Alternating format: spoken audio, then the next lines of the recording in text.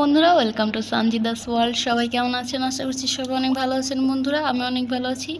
তো সঞ্জিদাস ওয়ার্ল্ড থেকে আমি সঞ্জিদা আজ চলে এসেছি আপনাদের সামনে নতুন আরও একটি ভিডিও নিয়ে। তো আজকের ভিডিওতে আমরা বলবো যে গোল্ড ফিশের সাথে আমরা কি কি মাছ রাখতে পারি খুব সহজেই।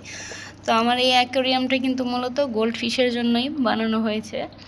তো এখানে আমার গোল্ড ফিশের সাথে আছে একটা ব্ল্যাক মোর আছে, এই তো ব্ল্যাক মোরটা দেখতে পাচ্ছেন, এবং ব্ল্যাক মোর আছে। তারপর কই যেই মাছটা আছে কই কার্প, এটার মধ্যে আছে দুইটা।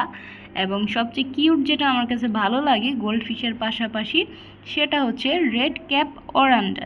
এইটা হচ্ছে গিয়ে আমার অনেক ফেভারিট একটা মাছ আমার অ্যাকোয়ারিয়ামের মধ্যে। এই মাছগুলো কিন্তু আপনারা গোল্ড ফিশের সাথে খুব সহজেই রাখতে পারবেন, কারণ এগুলো হচ্ছে স্লো সুইমার আর এগুলো কখনো আক্রমণ করে না অন্য মাছদেরকে। সো ওরা যেহেতু সবাই স্লো সুইমার, খাবার খাওয়ার ক্ষেত্রেও কোনো প্রকার মারামারি হয় না। আর আমার এটার মধ্যে কিন্তু বেশিরভাগ হচ্ছে গোল্ড ফিশটাই আছে। আর এর মধ্যে দেখুন আমার কালারগুলো কিন্তু ভিন্ন হলেও এগুলো গোল্ড ফিশ প্রজাতির। আর ব্ল্যাক মোর যেটা, এই যে আমার ব্ল্যাক মোরটা, এটা কিন্তু গোল্ড ফিশ প্রজাতিরই একটা মাছ। তো এটা নিয়ে ভয়ের কিছু নেই। আর এই মাছের যেহেতু চোখটা বাহিরের দিকে, এই ক্ষেত্রে হচ্ছে গিয়ে আমরা কোনো আক্রমণ করা যে মাছগুলো আছে ফাস্ট সুইমার, এদেরকে একদমই রাখতে পারবো না। গোল্ড ফিশেরও অনেকটা এরকম, ওরা কিন্তু শান্ত স্বভাবের হয়ে থাকে, ওরা ঘরের সৌন্দর্য খুব সহজেই বেশি করে তোলে। বাট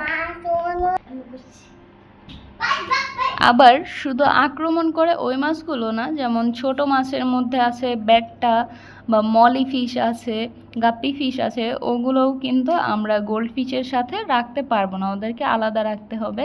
আবার অ্যাঞ্জেল ফিশটাকে আমরা অনেকে মনে করি যে দেখতে যেহেতু ছোট আর গোল্ড ফিশের মতোই সাইজটা, সো আমরা মনে হয় গোল্ড ফিশের রাখতে পারবো। বাট উত্তর হচ্ছে না, আপনারা অ্যাঞ্জেল ফিশটাকেও গোল্ড ফিশের সাথে রাখবেন না। অ্যাঞ্জেল ফিশটা কিন্তু আক্রমণ করে থাকে ছোট আকৃতির হলেও। সো আশা করছি সবাই বুঝতে পেরেছেন। ভালো থাকবেন, সুস্থ থাকবেন। পরবর্তী ভিডিও পেতে আমাদের সাথেই থাকুন সাবস্ক্রাইব করে। আল্লাহ হাফেজ।